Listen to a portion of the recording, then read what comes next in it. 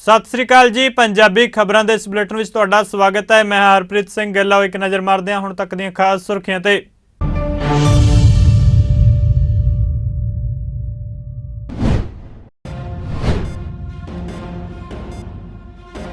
अध्यापक दिवस मौके राष्ट्रपति द्रौपदी मुर्मू ने 46 अध्यापकों नूं कीता सन्मानित। कहा मां बोली विच पढ़ाई करवाई जावे।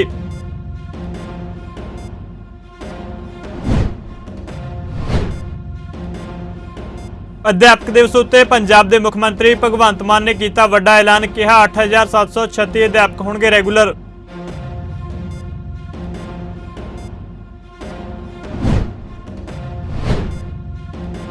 पंजाब के कैबिनेट मंत्री कुलदीप सिंह धालीवाल वालों केंद्रीय मंत्री नितिन गडकरी नाल मुलाकात। सरहदी खेतर दीआं 2 अहम सड़कों के निर्माण ते अपग्रेडेशन लई केंद्रीय सड़क फंड तहत मिली मंजूरी।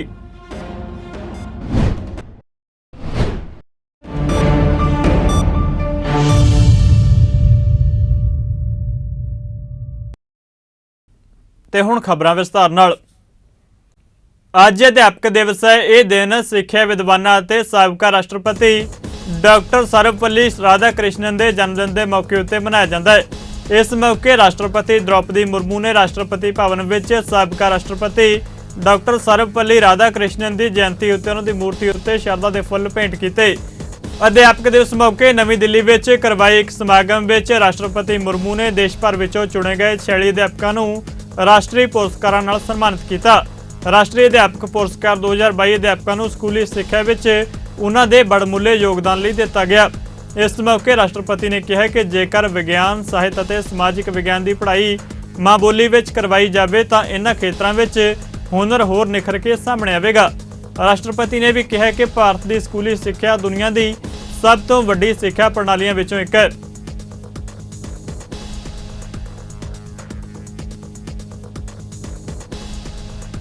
अध्यापक दिवस उत्ते पंजाब सरकार ने कच्चे अध्यापकों नूं वड्डा तोहफा दिता है। पंजाब विच जल्दी ही 8736 अध्यापक रैगूलर होणगे। इस उत्ते पंजाब की कैबिनेट ने भी मोहर लगा दी है। इस तो इलावा श्री आनंदपुर साहिब विच एक प्रोग्राम दौरान मुख्यमंत्री भगवंत मान ने यह ऐलान करदे कहा कि 3442 एजुकेशन प्रोवाइडर 1130 इनकलूसिव एजुकेशन वलंटीयर सीधे पक्के किए जाएंगे। इन्हां तो इलावा ट्रांसपेरेंट पॉलिसी के अधीन आए 1639 बोर्ड के तहत आए 525 अध्यापक भी पक्के किए जाएंगे। दरअसल राज पद्धरी समागम दौरान जिथे मुख्यमंत्री ने 74 अध्यापकों का सन्मान किया। मुख्यमंत्री ने सरकारी कॉलेजों और यूनीवर्सिटी के अध्यापकों लिए UGC के सौदे 7वें पे कमीशन लागू करने का ऐलान किया। इस तरह मुख्यमंत्री ने कहा कि जिहड़े अध्यापक सरकारी स्कूलों में लंबे समय तो गैसट फैकल्टी के तौर पर काम कर रहे हैं उन्हां दे मान भत्ते विच सन्मानयोग वाधा किया जाएगा। उस पवित्र धरती ते आपां अज बैठे हैं जिथे जुल्म के खिलाफ लड़ाइयां की शुरुआत हुई, जिथे गुरु साहब ने सतलुज का पानी लैके अमृत बनाया 13 अप्रैल 1699 नूं, जिथे 5 प्यारे साजे गए। बाद दे विच 5 प्यारिਆਂ तो गुरु साहब ने अमृत छकिया। जानी कि गुरु ते चेले का जिहड़ा रिश्ता है वह ऐस पवित्र धरती तो जिहड़ा वो लोकां नूं दस्सिया गया, अनुवादित किया गया। आपे गुर चेला। सो अज गुरु चेले का जिहड़ा रिश्ता है उहदे च कुछ खटास आ गई, बिगाड़ भी आ गए। होना नहीं चाहिए इदां। ते अज आपां इसलिए इकट्ठे होए हैं कि उस रिश्ते नूं होर मजबूत करना है। मैं सारे पंजाब दे उन्हां अध्यापकां नूं जिहड़े पंजाब दे भविख की नींह रख रहे हैं, नींह दे विच बड़ियां सॉलिड इट्टां ला रहे हैं, मजबूत इट्टां ला रहे हैं, मैं उन्हां सारिआं नूं अज टीचर्स डे ते अध्यापक दिवस ते बहुत बहुत बधाई देना। मैं खुद एक टीचर का बेटा, स्वर्गीय मास्टर महेंद्र सिंह जी। मैं खुद उन्हां दे उस स्कूल च पढ़िया 6वीं 7वीं 8वीं, जिथे वो खुद हैड मास्टर सी। ਮੈਨੂੰ ਪਤਾ है कि किन्नियां मुश्किलां टीचर नूं, कदे ड्यूटी लग गई जनसंख्या च, कदे ड्यूटी लग गई वोटां गिणन च, ड्यूटी लग गई वोटां पवाउण च, हुण नवीं ड्यूटी निभा के हटिओ करोना वाली, बार्डरां ते ड्यूटी लाती कि पता करो किनू किनू करोना है। मतलब दिल्ली दे विच अरविंद केजरीवाल जी की सरकार है, सिक्ख्या दे विच क्रांति आई है, उत्थे सरकारी स्कूलों के रिजल्ट प्राइवेट नालों वधिया होण लग गए। उहदा एक कारण, छोटा जिहा एक कारण यह भी है कि दिल्ली दे विच रूल बनाता अरविंद केजरीवाल जी की सरकार ने कि टीचरां तो पढ़ाई तो बिना होर कोई काम नहीं लिया जाऊगा। ते साडे इत्थे उल्टा है, पढ़ाई तो बिना बाकी सारे काम लेंदे हैं। सही है ना?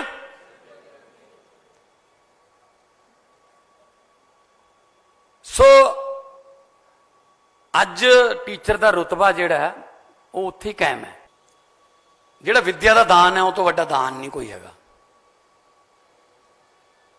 जदों कोई बूटा फुल जां फल देण लग जांदा जां छां देण लग जांदा है, सब तो वध खुशी उहदी छां मानण वाले नूं, फल खाण वाले नूं जां फुल देखण वाले नूं नहीं हुंदी। सब तो वध खुशी उस माली नूं हुंदी है जिहने वो बूटा लाया हुंदा है। एक होर ऐलान, पंजाब दे सरकारी कालेज जिहड़े ने उन्हां च अध्यापकां दी घाट होण करके असीं गैसट फैकल्टी ਜਿਹੜੇ टीचर ने उन्होंने भी प्रवानगी देती कि उन्होंने हायर करांगे।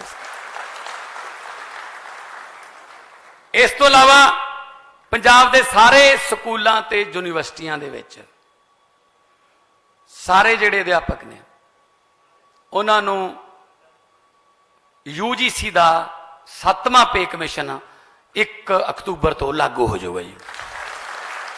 7वां पे कमीशन जिहड़ा उहदियां जिहड़ियां सिफारिशां ने वो 1 अक्तूबर 2022 तो सारे कालजां ते यूनिवर्सिटियां वाले अध्यापकों को लागू हो जाऊगा। तो सरकारी कालजां जिहड़े काम करते गैसट फैकल्टी टीचर ने, कोई 15 साल तो है कोई 18 साल तो, उन्हां दे भत्ते दे विच बहुत सन्मानयोग वाधा किया गया है। उन्होंने भी मैं बहुत बहुत मुबारक देनी चाहूँगा। हुण ये ऐलान सुन के बहुत सारे बोर्डां दे, कारपोरेशनां दे जां होर डिपार्टमेंट दे जिहड़े मुलाजम ने, मैं उन्होंने बेनती करदा कि उन्हां दी वारी भी आऊगी, उन्हां दी वारी भी आऊगी। वो इस गल्लों ना काले पैण कि शायद असीं रह गए। असीं लीगली तुहानूं असीं कोई दिक्कत च नहीं पाउणा चाहुंदे, तुसीं कचहरियां दे धक्के ना खाओ। इस करके असीं सारा कुछ करके फिर अनाउंस कर रहे हैं। सो मैं सारे टीचरां नूं भी, जिन्ने भी इस वक्त पंजाब दे विच सरकारी नौकरियां पक्के दे तौर पर उड़ीकदे ने जां किसी भी डिपार्टमेंट दे विच, मैं उन्हां नूं कहना चाहुंदा तुसीं साडे छोटे वड्डे भाई हो, तुसीं साडीआं भैणां, तुसीं अपने अपने धरने खत्म करके घरे जाओ। वारी आऊगी तो थोड़ी ही आऊगी। ये ऐसी सरकार है जिहड़ी कुंडा खड़का के भी नौकरी दिंदी है।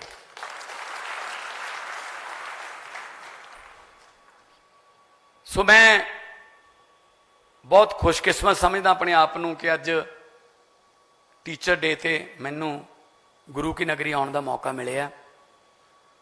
और मैं फिर कहना कि ये वो धरती है जिहड़ी जिन्हें कौम दे विच रूह फूकी सी, खालसा सिरजना हुई सी। ये वो धरती है जिहड़ी जुल्म के खिलाफ लड़न लई सानू प्रेरित करती है। तो विद्या जिहड़ी है वो मनुख का तीजा नेत्र है। विद्या का दान सब तो वड्डा दान है। तो तुसीं सब तो वड्डे दानी हो कि तुसीं पंजाब का फ्यूचर, पंजाब दीआं नीहां दे विच मजबूत इट्टां जिहड़ियां लग रही ने वो तुसीं तैयार करोगे।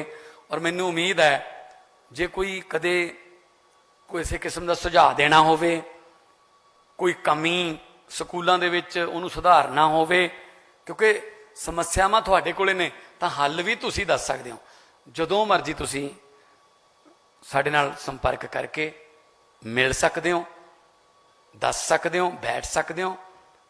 ਕੋਈ ਸਾਡੇ ਲਈ ਇਸ ਤਰ੍ਹਾਂ ਦਾ ਨਹੀਂ ਹੈਗਾ ਕਿ ਆਹ 5 ਦਿਨ ਇਹਨਾਂ ਨੂੰ ਨਹੀਂ ਮਿਲਣਾ, ਆਹ 2 ਦਿਨ ਉਹਨਾਂ ਨੂੰ ਨਹੀਂ ਮਿਲਣਾ। ਸਾਡੇ ਵੱਲੋਂ ਤੁਸੀਂ ਵਿਸ਼ਵਾਸ ਪ੍ਰਗਟ ਕੀਤਾ, ਪੰਜਾਬ ਦੇ ਲੋਕਾਂ ਨੇ ਆਮ ਆਦਮੀ ਪਾਰਟੀ 'ਚ ਵਿਸ਼ਵਾਸ ਪ੍ਰਗਟ ਕੀਤਾ, ਅਰਵਿੰਦ ਕੇਜਰੀਵਾਲ ਜੀ ਦੀਆਂ ਗਰੰਟੀਆਂ ਦੇ ਵਿੱਚ ਵਿਸ਼ਵਾਸ ਕੀਤਾ। ਇੱਕ ਗਰੰਟੀ ਉਹਦੇ ਵਿੱਚੋਂ ਇਹ ਵੀ ਸੀ ਕਿ ਅਸੀਂ ਸਾਰੇ ਮੁਲਾਜ਼ਮਾਂ ਨੂੰ ਪੱਕੇ ਕਰਾਂਗੇ। ਸੋ ਅੱਜ ਇੱਕ ਗਰੰਟੀ ਵੀ ਅਸੀਂ ਪੂਰੀ ਕਰ ਰਹੇ ਹਾਂ ਕੇਜਰੀਵਾਲ ਸਾਹਿਬ ਦੀ। ਸੋ ਤੁਸੀਂ ਵਿਸ਼ਵਾਸ ਸਾਡੇ 'ਚ ਪੈਦਾ ਕੀਤਾ। ਦਿੱਲੀ 'ਚ ਵੀ ਕ੍ਰਾਂਤੀਕਾਰੀ ਕੰਮ ਹੋ ਰਹੇ ਨੇ, ਪੰਜਾਬ ਦੇ ਵਿੱਚ ਵੀ ਮੁਹੱਲਾ ਕਲੀਨਿਕ ਜਿਹੜੇ ਨੇ ਉਹ ਬਣਨ ਲੱਗ ਗਏ। ਹੁਣ ਸਕੂਲ ਜਿਹੜੇ ਉਹ ਆਉਣਗੇ, ਉਹਨਾਂ ਦੀ ਵਾਰੀ। ਤੇ ਸਭ ਤੋਂ ਵੱਡੀ ਗੱਲ ਹੈ, ਬਿਜਲੀ 600 ਯੂਨਿਟ ਤੋਂ ਥੱਲੇ ਹੁਣ ਤੱਕ 25 ਲੱਖ ਤੋਂ ਜ਼ਿਆਦਾ ਘਰਾਂ ਨੂੰ ਜਿਹੜੇ ਬਿੱਲ ਆ ਚੁੱਕੇ ਨੇ। ਅਸੀਂ ਆਉਣ ਵਾਲੇ ਦਿਨਾਂ 'ਚ ਜਦੋਂ 31 ਅਗਸਤ ਦੇ ਬਿੱਲ ਜਨਰੇਟ ਹੋ ਗਏ, ਕਿਉਂਕਿ ਹਜੇ ਪਿਛਲੇ ਬਿੱਲ ਜਨਰੇਟ ਹੋ ਰਹੇ ਨੇ, ਹਜੇ 10-15 ਅਗਸਤ 20 ਅਗਸਤ ਤੱਕ ਦੇ ਬਿੱਲ ਜਨਰੇਟ ਹੋਏ ਨੇ। ਹਰ ਰੋਜ਼ 1.25 ਲੱਖ ਬਿੱਲ ਬਣ ਕੇ ਨਿਕਲਦਾ ਹੈ। ਜਦੋਂ 31 ਅਗਸਤ ਨੂੰ ਆਖਰੀ ਬਿੱਲ ਆ ਗਏ, ਅਸੀਂ ਤੁਹਾਨੂੰ ਦੱਸਾਂਗੇ ਕਿ 74 ਲੱਖ ਮੀਟਰਾਂ 'ਚੋਂ 51 ਲੱਖ ਘਰਾਂ ਨੂੰ ਜ਼ੀਰੋ ਬਿੱਲ ਆਊਗਾ, ਜੇ ਨੀਅਤ ਸਾਫ਼ ਹੋਵੇ ਬਸ। ਸੋ ਮੈਂ ਇਹੀ ਕਹੂੰਗਾ ਕਿ ਜਿਹੜਾ ਗੁਰੂ ਹੈ, ਗੁਰੂ ਬਿਨਾਂ ਗਤ ਨਹੀਂ, ਜਿਸ ਤਰ੍ਹਾਂ ਹਰਭਜਨ ਨੇ ਦੱਸਿਆ, ਗੁਰੂ ਬਿਨਾਂ ਗਤ ਨਹੀਂ, ਸ਼ਾਹ ਬਿਨਾਂ ਪਤ ਨਹੀਂ, ਇਹ ਕਹਾਵਤ ਹੈ। ਸੋ ਗਿਆਨ ਜਿਹੜਾ ਹੈ ਉਹਦੀ ਕੋਈ ਸੀਮਾ ਨਹੀਂ। ਪ੍ਰਾਪਰਟੀ ਤੁਹਾਡੀ ਚੋਰੀ ਹੋ ਸਕਦੀ ਹੈ, ਤੁਹਾਡੇ ਪਲਾਟ ਨੂੰ ਕੋਈ ਬੰਦਾ ਹੋਰ ਗਰਦੌਰੀ ਕਰਾ ਕੇ, ਇੰਤਕਾਲ ਕਰਾ ਕੇ ਨਾਮ ਤੇ ਲੈ ਸਕਦਾ ਹੈ। ਪੰਜਾਬ ਦੇ ਮੁੱਖ ਮੰਤਰੀ ਭਗਵੰਤ ਮਾਨ ਤਖਤ ਸ੍ਰੀ ਕੇਸਗੜ੍ਹ ਸਾਹਿਬ ਵਿਖੇ ਨਤਮਸਤਕ ਹੋਏ। ਇਸ ਮੌਕੇ ਪ੍ਰਬੰਧਕ ਕਮੇਟੀ ਵੱਲੋਂ ਉਹਨਾਂ ਨੂੰ ਸਨਮਾਨਿਤ ਕੀਤਾ ਗਿਆ। ਇਸ ਮੌਕੇ ਮੁੱਖ ਮੰਤਰੀ ਨੇ ਸਰਬੱਤ ਦੇ ਭਲੇ ਲਈ ਅਰਦਾਸ ਕੀਤੀ। ਮੁੱਖ ਮੰਤਰੀ ਭਗਵੰਤ ਮਾਨ ਦੇ ਨਾਲ ਰਾਜ ਸਭਾ ਮੈਂਬਰ ਹਰਭਜਨ ਸਿੰਘ, ਰਾਜ ਸਭਾ ਮੈਂਬਰ ਰਾਘਵ ਚੱਡਾ, ਕੈਬਨਿਟ ਮੰਤਰੀ ਹਰਪਾਲ ਚੀਮਾ ਤੇ ਹੋਰ ਆਗੂ ਮੌਜੂਦ ਰਹੇ।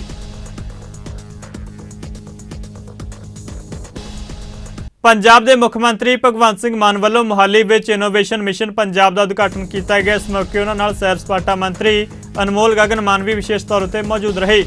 ਇਸ ਮੌਕੇ ਆਏ ਹੋਏ ਲੋਕਾਂ ਨੂੰ ਸੰਬੋਧਨ ਕਰਦਿਆਂ ਮੁੱਖ ਮੰਤਰੀ ਮਾਨ ਨੇ ਕਿਹਾ ਕਿ ਪੰਜਾਬ ਦੀ ਨੌਜਵਾਨ ਪੀੜ੍ਹੀ ਚੰਗੀ ਊਰਜਾ ਦਾ ਸਰੋਤ ਹੈ।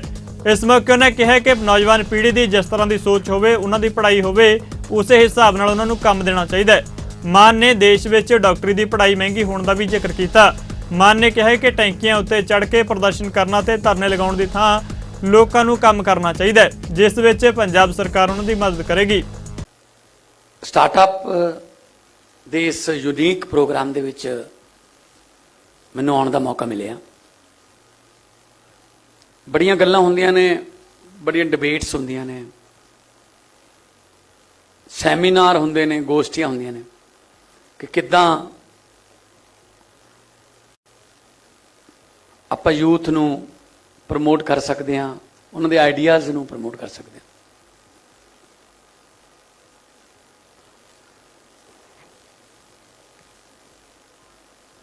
ਇੰਡੀਆ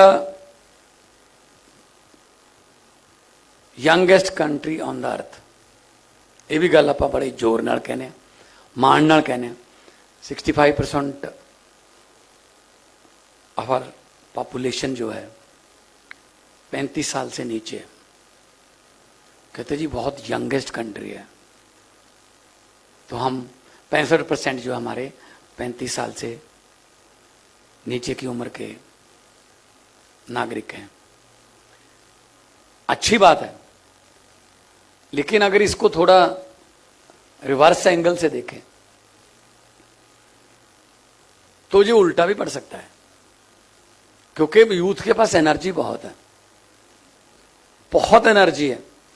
अगर उनकी एनर्जी को पॉजिटिव तरीके से इस्तेमाल किया गया तो देश ऊंचा जाएगा। अगर उनकी एनर्जी को ऐसे ही लाबारिश छोड़ दिया गया, फिर वो एनर्जी पता नहीं कहां इस्तेमाल होगी, हो सकता है देश के लिए खतरनाक भी हो सकती है। एनर्जी मीन्स उनके आइडियाज,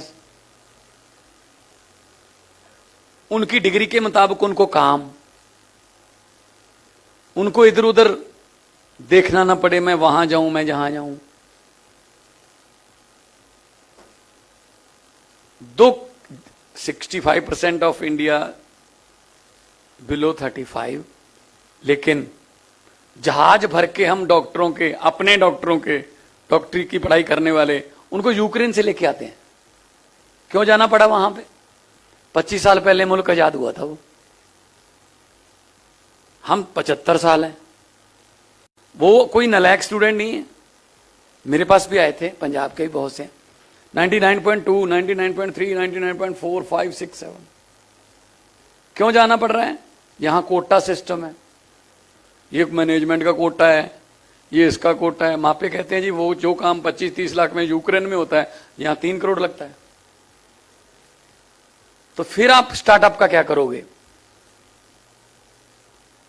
तो ये चीज हमें बदलनी पड़ेगी, हमें उनको प्लेटफॉर्म देना पड़ेगा इसी मुल्क में।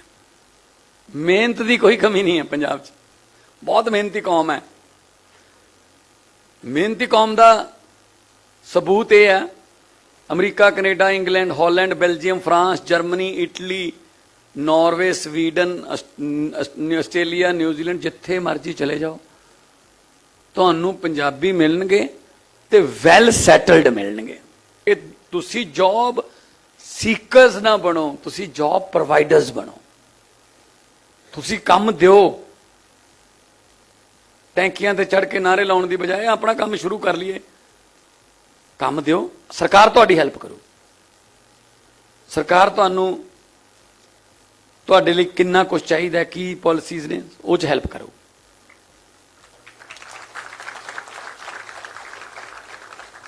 करप्शन फ्री माहौल देवांगे, कोई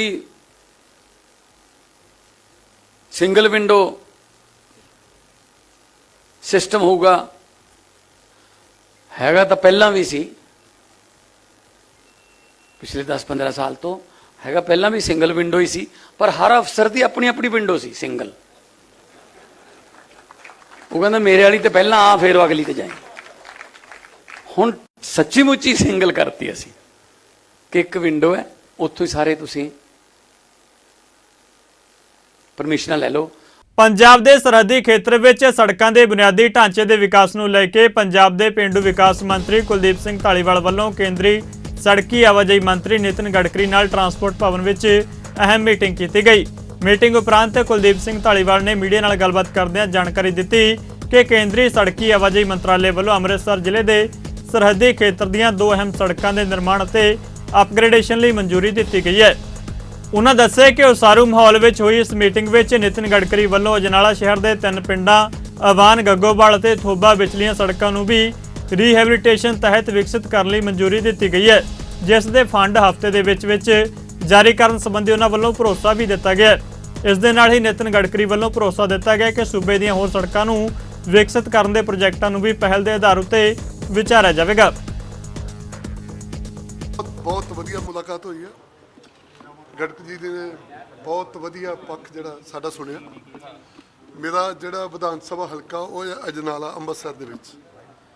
ਅਸੀਂ ਬਿਲਕੁਲ ਬਾਰਡਰ ਦੇ ਉੱਤੇ ਰਾਵੀ ਦਰਿਆ ਦੇ ਕੰਢੇ ਤੇ ਗਡਕਰੀ ਸਾਹਿਬ ਨੂੰ ਮੈਂ ਬੇਨਤੀ ਕਰਨਾ ਹੈ ਕਿ ਮੇਰੇ ਹਲਕੇ ਦਾ ਕਰੀਬ 100 ਪਿੰਡ, 2 ਬਹੁਤ ਵੱਡੀਆਂ ਰੋਡਾਂ ਸੀਗੇ, ਉਹਨਾਂ ਕਰਕੇ ਉਹ ਪਿੰਡਾਂ ਦੀ ਡਿਵੈਲਪਮੈਂਟ ਜਿਹੜੀ ਰੁਕੀ ਸੀਗੀ, ਔਰ ਗਡਕਰੀ ਸਾਹਿਬ ਨੇ ਉਸ ਚੀਜ਼ ਦਾ ਜਿਹੜਾ ਭਰੋਸਾ ਦਿੱਤਾ।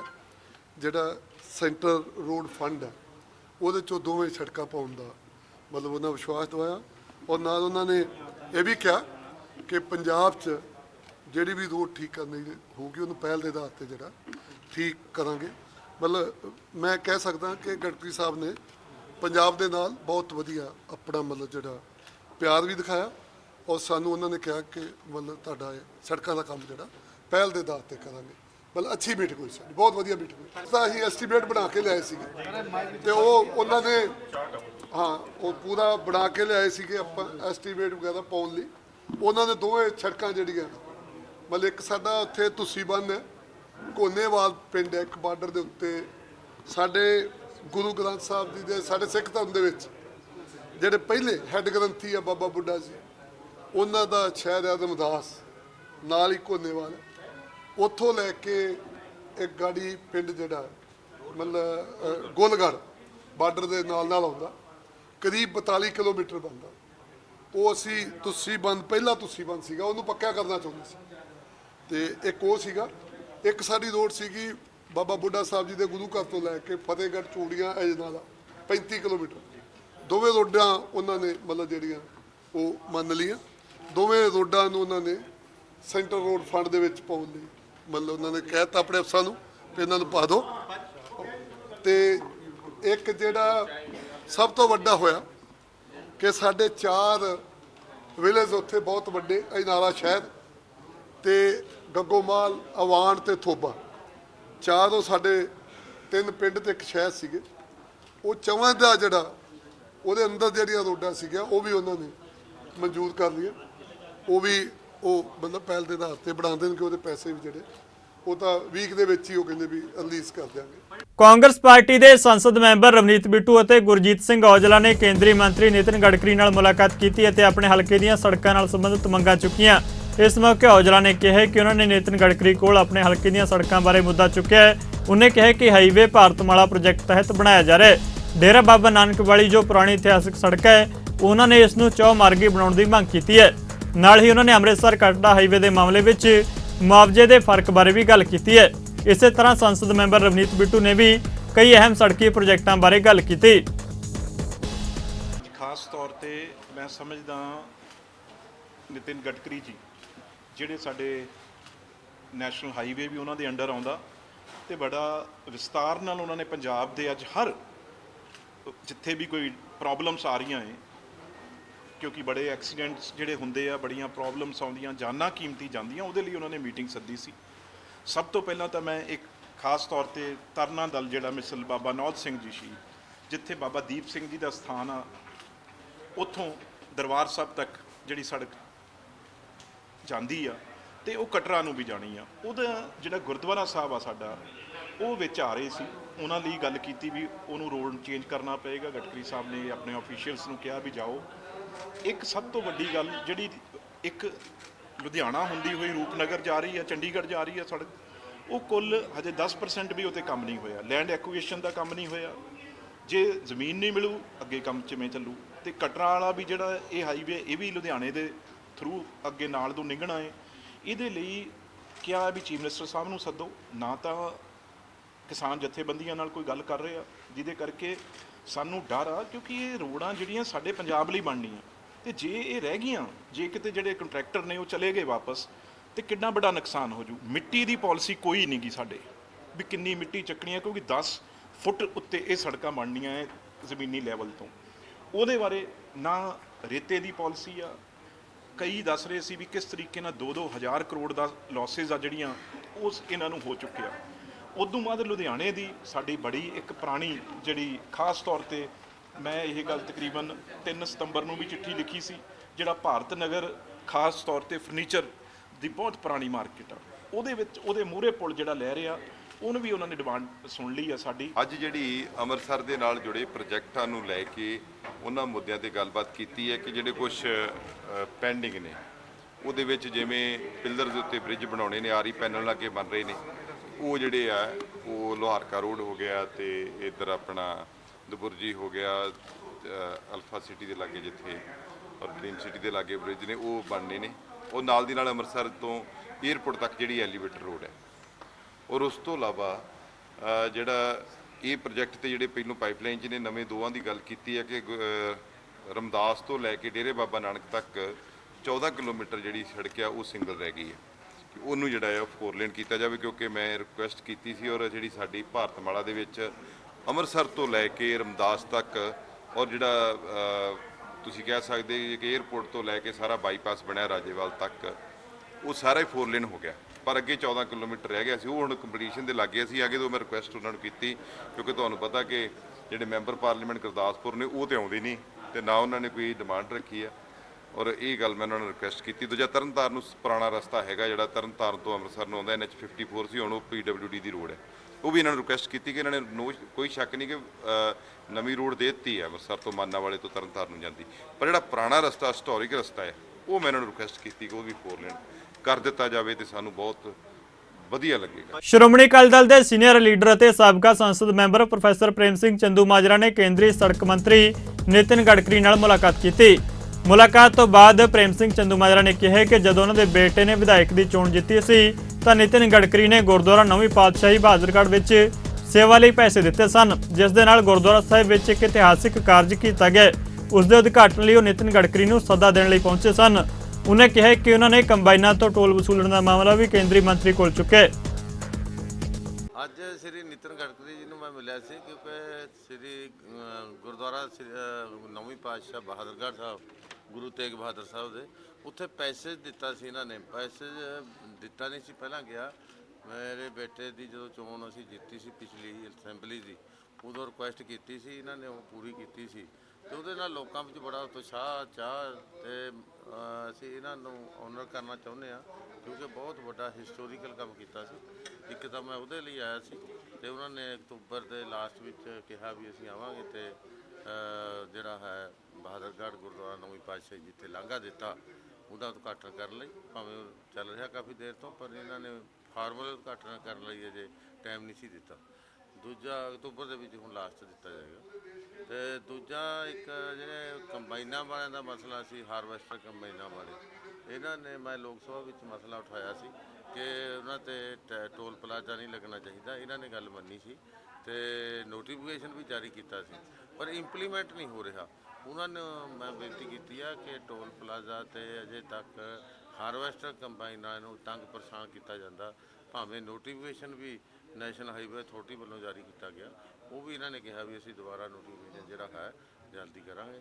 ਇੱਕ ਸੀਗਾ ਜਿਹੜੀਆਂ ਭਾਰਤਮਾਲਾ ਪ੍ਰੋਜੈਕਟ ਦੇ ਤਹਿਤ ਸੜਕਾਂ ਬਣਨੀਆਂ, ਖਾਸ ਤੌਰ 'ਤੇ ਮੋਹਾਲੀ ਤੋਂ ਸਰਹੰਦ ਫਤਿਹਗੜ੍ਹ ਸਾਹਿਬ, ਉਹਦੇ ਲਈ ਜਿਹੜੀ ਐਗਜ਼ਿਟ ਹੈ ਉਹ ਬਹੁਤ ਸਮਾਂ ਤੇ ਜਿਹੜੀ ਡਿਵਾਈਡ ਹੋ ਰਹੀ ਹੈ, ਉੱਚੀ ਜਾ ਰਹੀ ਹੈ ਧਰਤੀ ਤੋਂ, ਸੜਕ ਡਿਵੀਜ਼ਨ ਹੋ ਗਈ ਜ਼ਮੀਨਾਂ ਦੀ, ਤੇ ਉਹਦੇ ਲਈ ਰਸਤੇ ਜਿਹੜੇ ਨੇ ਮਤਲਬ ਉਹ ਵੱਧ ਤੋਂ ਵੱਧ ਦਿੱਤੇ ਜਾਣ ਤਾਂ ਕਿ ਲੋਕ ਆਪਣੇ ਖੇਤਾਂ ਤੱਕ ਪਹੁੰਚ ਸਕਣ। ਸੋ ਇਹ ਜਿਹੜੀਆਂ ਮੰਗਾਂ ਸੀ, ਇੱਕ ਜਿਹੜੀ ਸੀ ਪਟਿਆਲਾ ਤੋਂ ਜਮਨਾ ਨਗਰ ਵਾਇਆ ਭੇਵਾ ਦੇਵੀਗੜ੍ਹ, ਇਹ ਰੋਡ ਦੀ ਮੈਂ ਇਹਨਾਂ ਨੇ ਅਨਾਉਂਸ ਕੀਤਾ ਸੀ ਪਿੱਛੇ ਅਸੈਂਬਲੀ ਚੋਣਾਂ ਦੇ ਵਿੱਚ, ਤੇ ਉਹ ਅਜੇ ਇਨ ਪ੍ਰਿੰਸੀਪਲ ਡਿਕਲੇਅਰ ਕੀਤੀ ਆ। ਉਹ ਮੈਂ ਕਿਹਾ ਵੀ ਉਹਨੂੰ ਵੀ ਦੁਬਾਰਾ ਪ੍ਰੋਜੈਕਟ ਨੂੰ ਸਿਰੇ ਲਾਇਆ ਜਾਵੇ। ਇੱਕ ਸ੍ਰੀ ਅਨੰਦਪੁਰ ਸਾਹਿਬ ਤੋਂ ਜਿਹੜਾ ਸੀ ਆਪਣਾ ਵਾਇਆ ਗੜ੍ਹਸ਼ੰਕਰ, ਉਹ ਰੋਡ ਵੀ ਭਾਵੇਂ ਉਦਘਾਟਨ ਹੋ ਗਿਆ ਸੀ, ਇਨ ਡਿਕਲੇਅਰ ਵੀ ਕਰਤੀ ਸੀ, ਉਹ ਪ੍ਰੋਜੈਕਟ ਵਿੱਚ ਹੀ ਰੋਕ ਲਿਆ ਸੀ ਉਦੋਂ ਜੋ ਪ੍ਰਧਾਨ ਮੰਤਰੀ ਜੀ ਨੇ, ਤੇ ਉਹ ਵੀ ਅਸੀਂ ਦੁਬਾਰਾ ਸ਼ੁਰੂ ਕਰਾਉਣ ਲੱਗੇ। ਪੰਜਾਬ ਭਾਜਪਾ ਦੇ ਇੱਕ ਵਫਦ ਨੇ ਪ੍ਰਧਾਨ ਅਸ਼ਵਨੀ ਸ਼ਰਮਾ ਦੀ ਅਗਵਾਈ ਵਿੱਚ ਕੇਂਦਰੀ ਮੰਤਰੀ ਨਿਤਿਨ ਗਡਕਰੀ ਨਾਲ ਮੁਲਾਕਾਤ ਕੀਤੀ। ਮੁਲਾਕਾਤ ਤੋਂ ਬਾਅਦ ਉਹਨਾਂ ਕਿਹਾ ਕਿ ਜਿਸ ਤਰ੍ਹਾਂ ਨੈਸ਼ਨਲ ਹਾਈਵੇ ਦਾ ਕੰਮ ਪੰਜਾਬ ਵਿੱਚ ਚੱਲ ਰਿਹਾ ਹੈ, ਉਸ ਲਈ ਉਹ ਕੇਂਦਰੀ ਮੰਤਰੀ ਨਿਤਿਨ ਗਡਕਰੀ ਦਾ ਧੰਨਵਾਦ ਕਰਨ ਲਈ ਆਏ ਨੇ। ਇਸ ਮੌਕੇ ਉਹਨਾਂ ਕੁਝ ਸਮੱਸਿਆਵਾਂ ਵੀ ਮੰਤਰੀ ਨੂੰ ਦੱਸੀਆਂ। ਉਹਨਾਂ ਕਿਹਾ ਕਿ ਅੰਮ੍ਰਿਤਸਰ ਕਟੜਾ ਹਾਈਵੇ ਦੀ ਸੜਕ ਗੁਰਦੁਆਰਾ ਤਰਨਾਦਲ ਬਾਬਾ ਦੀਪ ਸਿੰਘ ਜੀ ਦੇ ਵਿਚਕਾਰ ਹੁੰਦੀ ਜਾ ਰਹੀ ਹੈ, ਜਿਸ ਨੂੰ ਸਾਈਡ ਤੋਂ ਕਰਵਾਉਣ ਲਈ ਕੇਂਦਰੀ ਮੰਤਰੀ ਨੂੰ ਅਪੀਲ ਕੀਤੀ गई है। बहुत सारे एक तो धन्यवाद कर रहे थे हम लोग सारे, ਅਸੀਂ ਸਾਰੇ ਉਹਨਾਂ ਦਾ ਧੰਨਵਾਦ ਵੀ ਕਰਨ ਆਏ ਸੀ ਕਿ ਜਿੰਨਾ ਕੰਮ ਨੈਸ਼ਨਲ ਹਾਈਵੇਜ਼ ਦਾ ਪੰਜਾਬ ਦੇ ਅੰਦਰ ਨਿਤਿਨ ਗਡਕਰੀ ਜੀ ਦੇ ਮਿਨਿਸਟਰੀ ਦੁਆਰਾ ਕੀਤਾ ਗਿਆ, ਉਹਦੇ ਲਈ ਆਭਾਰ ਪ੍ਰਗਟ ਕੀਤਾ। ਔਰ ਕੁਝ ਸਮੱਸਿਆਵਾਂ ਸੀ ਬਠਿੰਡਾ ਦੀ ਔਰ ਆਪਣਾ ਰਾਧਾ ਸਵਾਮੀ ਡੇਰੇ ਤੇ ਜਿਹੜਾ ਰੋਡ ਜਾ ਰਿਹਾ ਹੈ, ਲੁਧਿਆਣਾ, ਇੱਦਾਂ ਹੀ ਆਦਮਪੁਰ, ਇੱਦਾਂ ਹੀ ਸਾਡਾ ਤਰਨ ਤਾਰਨ 'ਚ ਜਿਹੜਾ ਬੜਾ ਪਵਿੱਤਰ ਸਥਾਨ ਗੁਰਦੁਆਰਾ ਹੈ ਬਾਬਾ ਨੌਰ ਸਿੰਘ, ਉਹਨਾਂ ਦੀਆਂ ਸਮੱਸਿਆਵਾਂ ਨਾਲ ਉਹਨਾਂ ਨੂੰ ਅਵਗਤ ਕੀਤਾ। ਔਰ ਉਹਨਾਂ ਨੇ ਪੂਰਾ ਯਕੀਨ ਦਿਲਾਇਆ ਕਿ ਕਿਸੇ ਵੀ ਪ੍ਰਕਾਰ ਦੀ ਸਾਡਾ ਮਤਲਬ ਵਿਕਾਸ ਕਰਨਾ, ਡਿਵੈਲਪਮੈਂਟ ਕਰਨਾ, ਔਰ ਉਹ ਸਭ ਨਾਲ ਮਿਲ ਕੇ ਇਹਨਾਂ ਸਮੱਸਿਆਵਾਂ ਦਾ ਸਮਾਧਾਨ ਹੋਏਗਾ। ਔਰ ਹਮੇਸ਼ਾ ਉਹਨਾਂ ਨੇ ਪੰਜਾਬ ਦੇ ਉੱਤੇ ਮਿਹਰ ਕੀਤੀ ਹੈ ਔਰ ਪੰਜਾਬ ਦੇ ਵਿਕਾਸ ਦੇ ਲਈ ਮਹੱਤਵਪੂਰਨ ਯੋਗਦਾਨ ਇਸ ਮੰਤਰਾਲੇ ਦਾ ਰਿਹਾ ਹੈ। ਉਹਦੇ ਲਈ ਇਹ ਬੜੀ ਸੌਹਾਰਦਪੂਰਨ ਜਿਹੜੀ ਹੈ ਮੀਟਿੰਗ ਜਿਹੜੀ ਹੈ ਪੰਜਾਬ ਦੇ ਡੈਲੀਗੇਸ਼ਨ ਦੀ ਹੋਈ ਹੈ। ਭਾਰਤ ਅਤੇ ਪਾਕਿਸਤਾਨ ਦਰਮਿਆਨ ਹੋਏ ਕ੍ਰਿਕਟ ਮੈਚ ਦੌਰਾਨ ਹੱਥ ਵਿੱਚੋਂ ਕੈਚ ਛੁੱਟ ਜਾਣ ਕਰਕੇ ਕ੍ਰਿਕਟ ਖਿਡਾਰੀ ਅਰਸ਼ਦੀਪ ਸਿੰਘ ਨੂੰ ਵੱਡੇ ਪੱਧਰ ਉੱਤੇ ਨਿਸ਼ਾਨਾ ਬਣਾਇਆ ਜਾ ਰਿਹਾ ਹੈ। ਉਸ ਖਿਲਾਫ ਬਹੁਤ ਹੀ ਬਿਆਨਤਵੱਧ ਢੰਗ ਨਾਲ ਵਿੱਢੀ ਗਈ ਟਰੋਲ ਮੁਹਿੰਮ ਦਾ ਕਾਂਗਰਸ ਦੇ ਸੰਸਦ ਮੈਂਬਰ ਰਵਨੀਤ ਬਿੱਟੂ ਨੇ ਸਖਤ ਨੋਟਿਸ ਲਿਆ। ਉਹਨੇ ਕਿਹਾ ਕਿ ਅਰਸ਼ਦੀਪ ਸਿੰਘ ਨੇ ਆਖਰੀ ਓਵਰ ਬਿਹਤਰੀਨ ਕੀਤਾ ਤੇ ਖੇਡ ਵਿੱਚ ਕੈਚ ਛੁੱਟਣਾ ਸੁਭਾਵਿਕ ਹੈ। ਉਹਨੇ ਕਿਹਾ ਕਿ ਕੁਝ ਲੋਕਾਂ ਵੱਲੋਂ ਅਰਸ਼ਦੀਪ ਸਿੰਘ ਨੂੰ ਖਾਲਿਸਤਾਨੀ ਤੇ ਗਦਾਰ ਕਿਹਾ ਜਾ ਰਿਹਾ ਹੈ, ਜੋ ਬਰਦਾਸ਼ਤ ਨਹੀਂ ਕੀਤਾ ਜਾ ਸਕਦਾ। ਤੁਸੀਂ ਦੇਖੋ ਐਡਾ ਵੱਡਾ ਮਾਣ ਕਿੰਨੇ ਪੰਜਾਬੀ ਪਲੇਅਰ ਨੇ ਪਹਿਲਾਂ ਹਾਕੀ 'ਚ ਹੁੰਦੇ ਸੀ, ਕਦੇ ਸੁਣਿਆ ਸੀ ਇੰਨੇ ਪਲੇਅਰ ਸਾਡੀ ਕ੍ਰਿਕਟ ਟੀਮ 'ਚ ਨੇ। ਤੇ ਆਖਰੀ ਓਵਰ ਜਿਹੜਾ ਉਹਨੇ ਪਾਇਆ ਕਿੰਨਾ ਸ਼ਾਨਦਾਰ ਓਵਰ ਸੀਗਾ। ਇੱਕ ਕੈਚ ਛੁੱਟ ਗਿਆ ਤਾਂ ਉਹ ਉਹਦੇ ਉੱਤੇ ਇਲਜ਼ਾਮ ਲਾ ਦੋਗੇ, ਤੁਸੀਂ ਖਾਲਿਸਤਾਨੀ ਕਹਿ ਦੋਗੇ। ਇਹੋ ਜਿਹੀ ਗੱਲ ਜਿਹੜਾ ਇੱਕ ਸਿੱਖ ਇੱਕ ਪੰਜਾਬੀ ਉਹ ਦੇਸ਼ ਦੇ ਲਈ ਸੀਨੇ ਤੇ ਗੋਲੀ ਖਾ ਸਕਦਾ। ਪਰ ਉਹ ਕਦੇ ਵੀ ਦੇਸ਼ ਦੇ ਨਾਲ ਗਦਾਰੀ ਨਹੀਂ ਕਰ ਸਕਦਾ।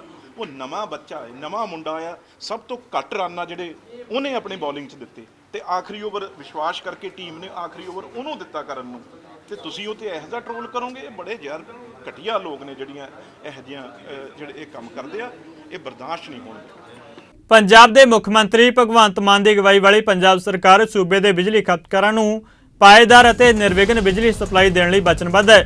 ਇਹ ਜਾਣਕਾਰੀ ਦਿੰਦਿਆਂ ਬਿਜਲੀ ਮੰਤਰੀ ਹਰਭਜਨ ਸਿੰਘ ਈਟੀਓ ਨੇ ਦੱਸਿਆ ਕਿ ਪੰਜਾਬ ਦੇ ਬਿਜਲੀ ਖਪਤਕਾਰਾਂ ਦੀਆਂ ਸ਼ਿਕਾਇਤਾਂ ਦੇ ਨਿਪਟਾਰੇ ਲਈ ਸੂਬੇ ਭਰ ਵਿੱਚ 103 ਨੋਡਲ ਸ਼ਿਕਾਇਤ ਕੇਂਦਰ ਸਥਾਪਿਤ ਕੀਤੇ ਗਏ ਨੇ, ਜਿੱਥੇ ਖਪਤਕਾਰ ਟੋਲ ਫ੍ਰੀ ਨੰਬਰ 1912 ਉੱਤੇ ਕਾਲ ਕਰਕੇ ਆਪਣੀ ਸ਼ਿਕਾਇਤ ਦਰਜ ਕਰਵਾ ਸਕਦੇ ਨੇ। ਮੰਤਰੀ ਨੇ ਅੱਗੇ ਦੱਸਿਆ ਕਿ ਸ਼ਿਕਾਇਤ ਪ੍ਰਣਾਲੀ ਨੂੰ ਹੋਰ ਸਰਲ ਕਰਨ ਦੀ ਕੋਸ਼ਿਸ਼ ਵਿੱਚ PSPCL ਵੱਲੋਂ ਖਪਤਕਾਰਾਂ ਨੂੰ ਮਿਸਡ ਕਾਲਾਂ ਉੱਤੇ ਸਪਲਾਈ ਦੀਆਂ ਸ਼ਿਕਾਇਤਾਂ ਦੀ ਇੱਕ ਨਵੀਂ ਸਹੂਲਤ ਵੀ ਉਪਲਬਧ ਕਰਵਾਈ ਗਈ ਹੈ। ਬਿਜਲੀ ਮੰਤਰੀ ਨੇ ਅੱਗੇ ਦੱਸਿਆ ਕਿ ਸੂਬੇ ਦੀ ਇਸ ਸ਼ਿਕਾਇਤ ਨਿਪਟਾਰਾ ਪ੍ਰਣਾਲੀ ਰਾਹੀਂ ਚਾਲੂ ਸਾਲ ਵਿੱਚ ਹੁਣ ਤੱਕ ਬਿਜਲੀ ਸਮੱਗਰੀ ਬਿਲਿੰਗ ਅਤੇ ਮੀਟਰਿੰਗ ਨਾਲ ਸੰਬੰਧਿਤ 95 ਲੱਖ ਤੋਂ ਵੱਧ ਸ਼ਿਕਾਇਤਾਂ ਦਾ ਨਿਪਟਾਰਾ ਕੀਤਾ ਜਾ ਚੁੱਕਾ ਹੈ। ਕਾਂਗਰਸੀ member parliament Praneet Kaur corona positive ਪਾਏ ਗਏ ਨੇ। ਉਹਨਾਂ ਨੇ ਖੁਦ ਇਸ ਦੀ ਜਾਣਕਾਰੀ ਸੋਸ਼ਲ ਮੀਡੀਆ ਉੱਤੇ ਦਿੱਤੀ ਹੈ। ਉਹਨਾਂ ਨੇ ਲਿਖਿਆ ਹੈ ਕਿ ਹਲਕੇ ਲੱਛਣਾਂ ਨਾਲ ਉਹਨਾਂ ਦੀ ਕੋਵਿਡ-19 ਰਿਪੋਰਟ ਪੋਜ਼ਿਟਿਵ ਆਈ ਹੈ। ਉਹਨਾਂ ਨੇ ਆਪਣੇ ਆਪ ਨੂੰ ਇਕਾਂਤਵਾਸ ਵਿੱਚ ਰੱਖ ਲਿਆ ਤੇ ਉਹਨਾਂ ਨੇ ਪਿਛਲੇ ਕੁਝ ਦਿਨਾਂ ਵਿੱਚ ਆਪਣੇ ਸੰਪਰਕ ਵਿੱਚ ਆਏ ਸਾਰੇ ਲੋਕਾਂ ਨੂੰ ਆਪਣਾ ਕੋਵਿਡ ਟੈਸਟ ਕਰਵਾਉਣ ਦੀ ਅਪੀਲ ਕੀਤੀ ਹੈ।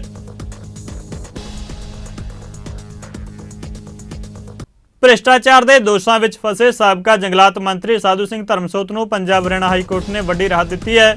ਹਾਈ ਕੋਰਟ ਨੇ ਧਰਮਸੋਤ ਨੂੰ ਜ਼ਮਾਨਤ ਦਿੱਤੀ ਹੈ। ਸਾਧੂ ਸਿੰਘ ਧਰਮਸੋਤ ਤੋਂ ਇਲਾਵਾ ਸਾਬਕਾ ਮੰਤਰੀ ਸੰਗਤ ਸਿੰਘ ਗਿਲਜੀਆਂ ਦੇ ਭਤੀਜੇ ਦਲਜੀਤ ਸਿੰਘ ਗਿਲਜੀਆਂ ਨੂੰ ਵੀ ਹਾਈ ਕੋਰਟ ਨੇ ਜ਼ਮਾਨਤ ਦਿੱਤੀ ਹੈ। ਧਰਮਸੋਤ ਅਤੇ ਦਲਜੀਤ ਗਿਲਜੀਆਂ ਇਸ ਸਮੇਂ ਭ੍ਰਿਸ਼ਟਾਚਾਰ ਦੇ ਮਾਮਲੇ ਵਿੱਚ ਜੇਲ੍ਹ ਵਿੱਚ ਬੰਦ ਨੇ। ਪਿਛਲੀ ਸੁਣਵਾਈ ਵਿੱਚ ਸਰਕਾਰ ਅਤੇ ਸਾਬਕਾ ਮੰਤਰੀਆਂ ਦੇ ਵਕੀਲਾਂ ਵਿੱਚ ਜ਼ਬਰਦਸਤ ਬਹਿਸ ਹੋਈ ਸੀ, ਜਿਸ ਤੋਂ ਬਾਅਦ ਹਾਈ ਕੋਰਟ ਨੇ ਫੈਸਲਾ ਰਾਖਵਾਂ ਰੱਖਿਆ ਸੀ।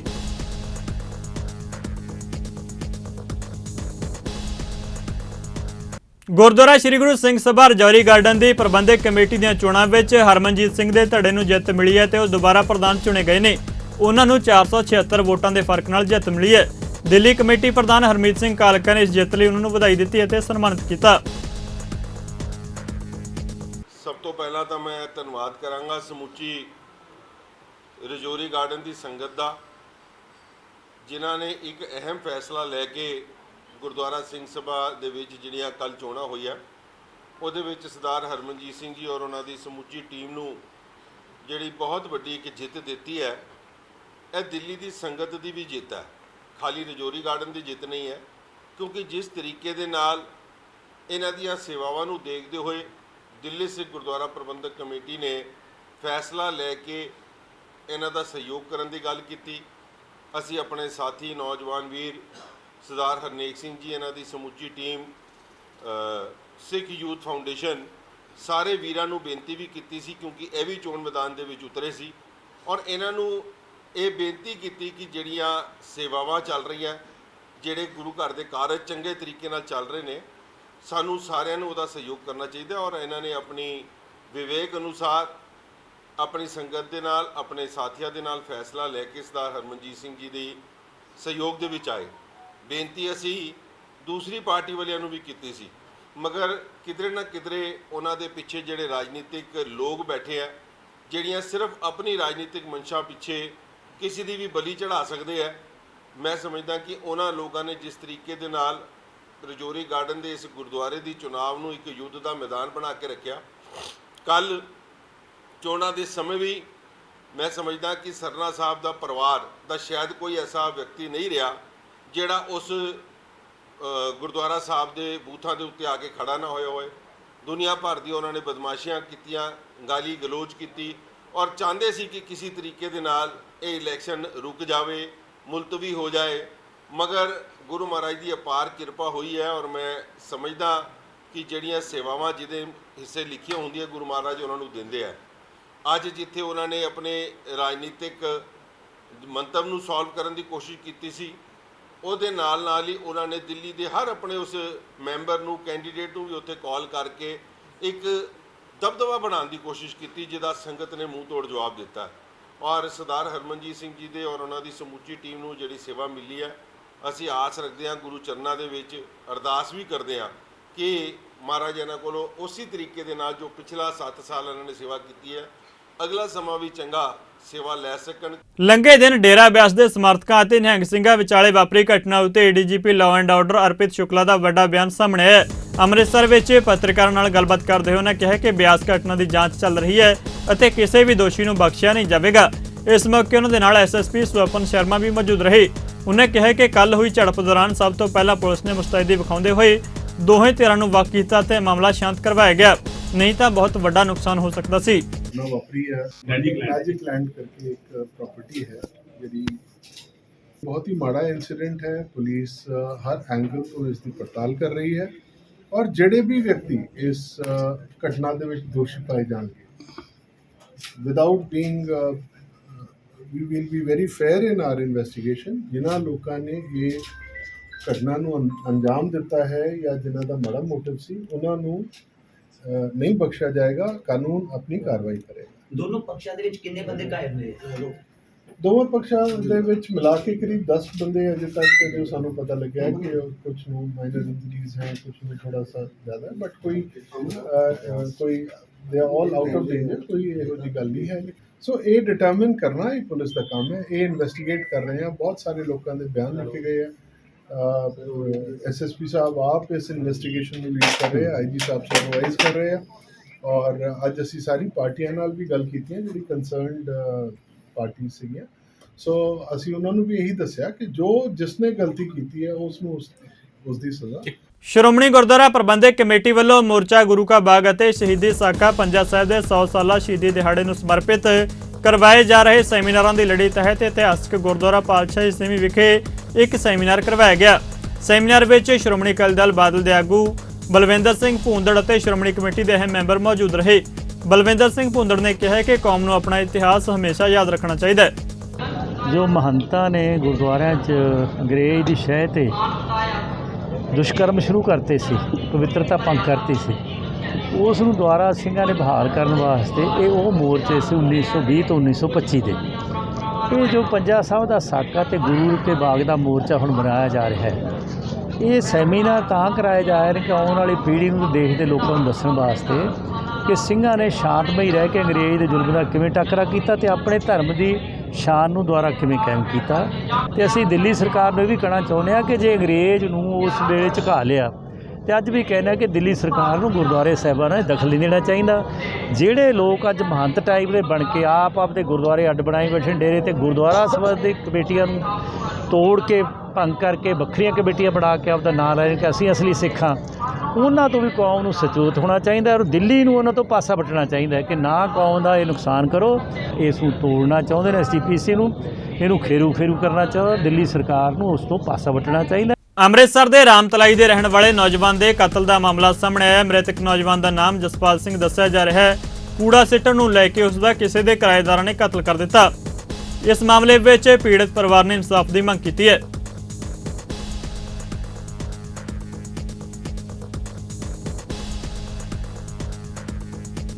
ਜ਼ਿਲ੍ਹਾ ਗੁਰਦਾਸਪੁਰ ਦੇ ਵਿਧਾਨ ਸਭਾ ਹਲਕਾ ਫਤਿਹਗੜ੍ਹ ਚੂੜੀਆਂ ਦੇ ਪਿੰਡ ਨਾਨਕ ਚੱਕ ਵਿਖੇ ਧੰਨ ਧੰਨ ਬਾਬਾ ਸ਼੍ਰੀ ਚੰਦ ਜੀ ਮਹਾਰਾਜ ਜੀ ਦੇ 528ਵੇਂ ਜਨਮ ਦਿਹਾੜੇ ਉੱਤੇ ਪਾਨਸਾ ਵਿਭਾਗ ਦੇ ਪੰਜਾਬ ਦੇ ਚੇਅਰਮੈਨ ਬਲਵੀਰ ਸਿੰਘ ਪੰਨੂ, ਹਲਕਾ ਇੰਚਾਰਜ ਆਮ ਆਦਮੀ ਪਾਰਟੀ ਨੇ ਮੰਦਿਰ ਵਿੱਚ ਜਾ ਕੇ ਮੱਥਾ ਟੇਕਿਆ ਅਤੇ ਮਹੰਤ ਤਿਲਕਦਾਸ ਉਦਾਸੀਨ ਗੱਦੀ ਨਸ਼ੀਨ ਕੋਲੋਂ ਆਸ਼ੀਰਵਾਦ ਪ੍ਰਾਪਤ ਕੀਤਾ ਅਤੇ ਪੰਗਤ ਵਿੱਚ ਬੈਠ ਕੇ ਲੰਗਰ ਵੀ ਛਕਿਆ। ਪੂਰੇ ਪੰਜਾਬ ਦੇ ਵਿੱਚੋਂ ਬਹੁਤ ਵੱਡੇ ਪੱਧਰ ਤੇ ਸੰਗਤ ਆਉਂਦੀ ਹੈ। ਧੰਨ ਧੰਨ ਬਾਬਾ ਸ਼੍ਰੀ ਚੰਦ ਜੀ ਜੋ ਸੰਗਤ ਇੱਥੇ ਮੁਰਾਦਾਂ ਲੈ ਕੇ ਆਉਂਦੀ ਹੈ, ਹਰ ਇੱਕ ਦੀਆਂ ਮੁਰਾਦਾਂ ਪੂਰੀਆਂ ਹੁੰਦੀਆਂ ਨੇ। ਬਾਬਾ ਸ਼੍ਰੀ ਚੰਦ ਜੀ ਦੀ ਬਹੁਤ ਹੀ ਕਿਰਪਾ ਹੈ ਇਸ ਇਲਾਕੇ ਦੇ ਉੱਤੇ, ਇਸ ਜਗ੍ਹਾ ਦੇ ਉੱਤੇ। ਤੇ ਮੈਂ ਖੁਦ ਜੋ ਇੰਨੀ ਜੋ ਪਰਮਾਤਮਾ ਨੇ ਮੇਰੇ ਤੇ ਕਿਰਪਾ ਕੀਤੀ, ਇਹ ਸਾਰੀ ਵੀ ਧੰਨ ਧੰਨ ਬਾਬਾ ਸ਼੍ਰੀ ਚੰਦ ਜੀ ਦੀ ਦੇਣ ਹੈ।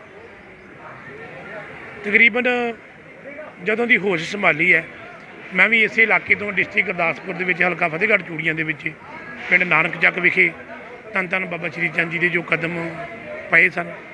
ਇਹ ਇਲਾਕਾ ਬਹੁਤ ਹੀ ਪਵਿੱਤਰ ਇਲਾਕਾ ਹੈ, ਬਹੁਤ ਕਰਮਾਂ ਵਾਲਾ ਪਿੰਡ ਹੈ।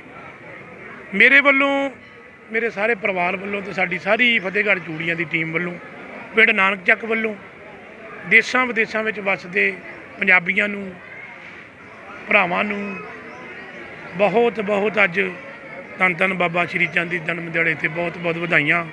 ਇਹਦੇ ਨਾਲ ਹੀ ਮੈਂ ਧੰਨ ਧੰਨ ਬਾਬਾ ਸ਼੍ਰੀ ਚੰਦ ਦੇ ਅੱਗੇ ਅਰਦਾਸ ਕਰਦਾ ਕਿ ਸਾਰਾ ਇਲਾਕੇ ਵਾਸੀਆਂ 'ਤੇ ਭਾਰਤ ਵਾਸੀਆਂ ਤੇ ਪੰਜਾਬ ਵਾਸੀਆਂ ਤੇ ਵਿਦੇਸ਼ਾਂ ਦੇ ਵਿੱਚ ਸਾਡੇ ਵੀਰ ਵੱਸਦੇ ਨੇ ਉਹਨਾਂ ਦੇ ਕਾਰੋਬਾਰਾਂ ਦੇ ਪਰਿਵਾਰਾਂ ਤੇ ਮਿਹਰ ਭਰਿਆ ਹੱਥ ਰੱਖਣ।